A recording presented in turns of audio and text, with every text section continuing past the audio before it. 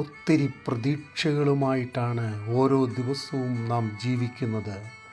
എന്നാൽ പലപ്പോഴും നാം നടന്നെടുക്കുമ്പോൾ അകന്നു പോകുന്ന മരീചികകൾ പോലെ നമ്മുടെ ജീവിത സാഹചര്യങ്ങൾ നമ്മളിൽ നിന്ന് അകന്നു പോകുന്നത് നമുക്ക് കാണുവാൻ കഴിയും. ചില സ്ഥലങ്ങളിൽ ആരും നമ്മെ സഹായിക്കാനില്ലാത്ത സാഹചര്യങ്ങളും അവസ്ഥകളും വരും. എന്നാൽ മത്തായിയുടെ സുവിശേഷം 17-ാം അധ്യായം അതിൻ്റെ 8-ാം വാക്യത്തിൽ നമുക്ക് ഇങ്ങനെ കാണുവാൻ കഴിയുന്നു: അവർ തലപൊക്കി നോക്കിയാറെ യേശുവിനെ മാത്രമല്ലാതെ മറ്റാരെയും കണ്ടില്ല.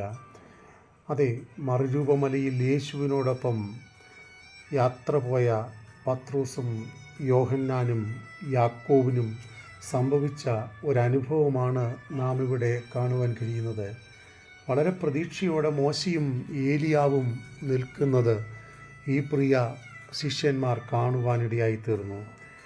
എന്നാൽ ചില സമയങ്ങൾ അവരിൽ നിന്നുള്ള ആസ്വാദ്യവും നന്മയും ഒക്കെ അനുഭവിക്കാമെന്ന് അവർ കരുതി. എന്നാൽ തലപൊക്കി നോക്കിയാറെ യേശുവിനെ അല്ലാതെ മറ്റൊന്നും കാണുവാൻ കഴിഞ്ഞില്ല. പലപ്പോഴും നമ്മുടെയും ജീവിത സാഹചര്യങ്ങളിൽ പ്രതീക്ഷയോടെ നാം നോക്കുന്ന പലതും പെട്ടെന്ന് മാറിപ്പോകുന്ന ഒരു ലോകത്താണ് നാം ജീവിക്കുന്നത്. യേശു മാത്രമല്ലാതെ ഒന്നും നമുക്ക് ചെയ്യുവാൻ കഴിയത്തില്ല. അതുകൊണ്ടാണ് യേശു പറയുന്നത്, ഞാൻ തന്നെ വഴിയും സത്യവും ജീവനുമാണ്.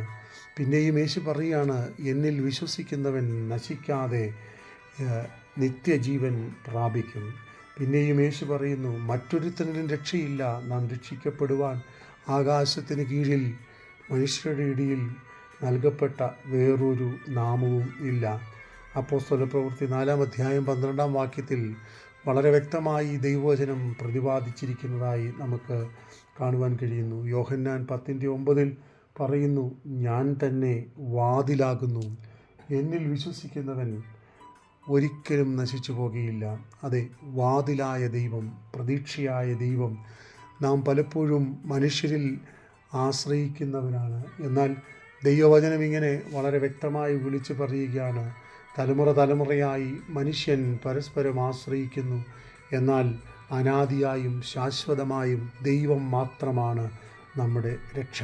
അതുകൊണ്ട് നമ്മുടെ ജീവിതത്തിൻ്റെ എല്ലാ സാഹചര്യത്തിലും പൂർണ്ണ ഹൃദയത്തോടെ ക്രിസ്തുവിൽ പ്രത്യാശ വെച്ച് ധൈര്യമുള്ളവരായി അനുദിനവും ജീവിക്കാം. നിർണായകമാകുന്ന എല്ലാ പ്രതിസന്ധികളുടെയും ഘട്ടങ്ങളിൽ ദൈവത്തിൻ്റെ അത്ഭുതകരം വിടുതലായി, നന്മയായി, അനുഗ്രഹമായി നമ്മുടെ ജീവിതത്തിൽ വെളിപ്പെട്ടു വന്നിട്ട് എല്ലാ പ്രതിസന്ധികളുടെയും നടുവിൽ നിന്ന് നമ്മെ കർത്താവിന് രക്ഷിപ്പാൻ കഴിയും.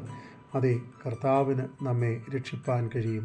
അതുകൊണ്ട് ആഴമായി ദൈവത്തിൽ വിശ്വസിച്ച് പ്രതീക്ഷകൾ മുഴുവൻ കർത്താവിൽ മാത്രം വെച്ചുകൊണ്ട് ജീവിതം ഭയത്തോടും വിശ്വാസത്തോടും ധൈര്യത്തോടും കൂടെ നമുക്ക് നയിക്കാം.